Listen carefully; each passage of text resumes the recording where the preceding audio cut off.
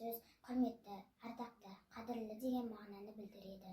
Менің атам Оралбай Жұмағұл соғысқа қатысқан соғыс ардагері.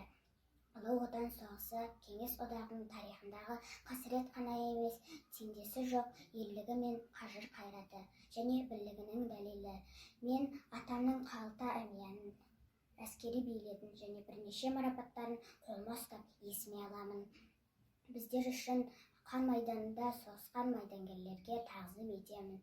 Әжем Әліпбек қызы Шайза тыл ардагері. Мен 9 мамырды әр жыл сайын ерекше құрметпен қарсы аламын.